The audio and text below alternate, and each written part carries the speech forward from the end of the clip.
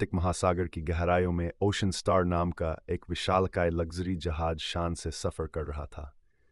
अमीर यात्री हंसी मजाक में डूबे हुए थे, जिंदगी की रंगीनियों का आनंद उठा रहे थे, लेकिन उन्हें नहीं पता था कि उनका यह सफर जल्द ही एक भयानक सपने में बदलने वाला है। एलिनोर कार्टर, एक बहादुर पत्रकार, भी इसी जहाज पर थी। वह सिर्फ एक सामान्य यात्रा वृतांत लिखने आई थी, लेकिन उसे अंदाजा नहीं था कि वह एक ऐसी कहानी का हिस्सा बनने जा रही है जो उसकी पूरी जिंदगी बदल देगी। रात के समय जहाज के रडार ने समुद्र में किसी असामान्य हलचल को दर्ज किया। कुछ नाविकों ने पानी में अजीब आकृतियां देखीं, लेकिन कप्तान हेनरी ब्लैक ने उनकी चिंताओं को नजरअंदाज कर दिया। यह बस समुद्री लहरों का भ्रम है, चिंता करने की कोई जरूरत नहीं, कप्तान ने आत्मविश्वास से कहा। लेकिन हकीकत यह थी कि किसी प्राचीन शक्ति की आंखें खुल रही थीं, कुछ ऐसा जो सदियों से सोया हुआ था। पहला झटका अचानक एक जोरदार झटके से जहाज कांप उठा। शीशे चटकने लगे, यात्रियों की चीखें गूंजने लगीं और रोशनी झपकने लगी। एलिनोर ने तुरंत अपना कैमरा निकाला और स्थिति का आकलन करने लगी। पानी में कुछ हलचल थी।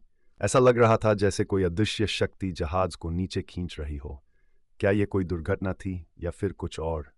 पानी के नीचे छिपा सच जहाज धीरे धीरे डूबने लगा और एलिनोर समेत कुछ यात्री निचले कैबिन में फंस गए। वे किसी भी तरह से बाहर निकलने की कोशिश कर रहे थे, लेकिन तभी उन्होंने एक अविश्वसनीय दृश्य देखा। समुद्र की गहराइयों में एक डूबा हुआ प्राचीन शहर। यह किसी साधारण डूबे हुए जहाज का मलबा नहीं था।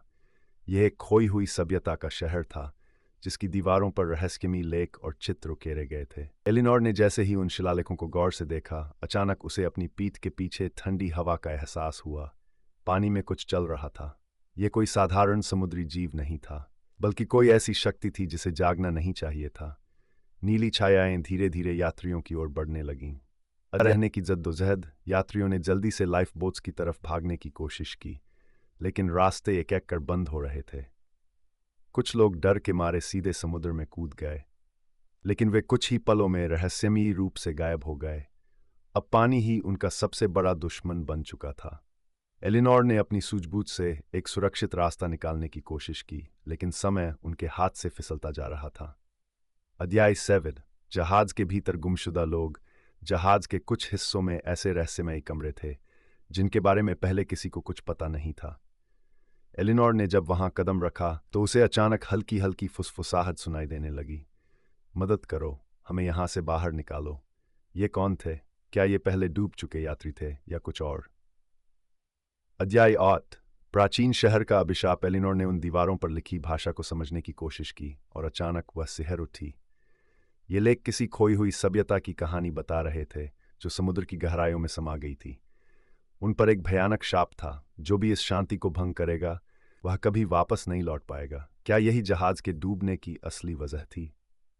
आखिरी दरवाजा। एलिनोर और बचे हुए यात्रियों ने खुद को बचाने के लिए एक बंद दरवाजा खोला, लेकिन जैसे ही वे अंदर घुसे, उन्हें महसूस हुआ कि वे किसी साधारण कमरे में नहीं, बल्कि एक प्राचीन समाधि में आ गए हैं।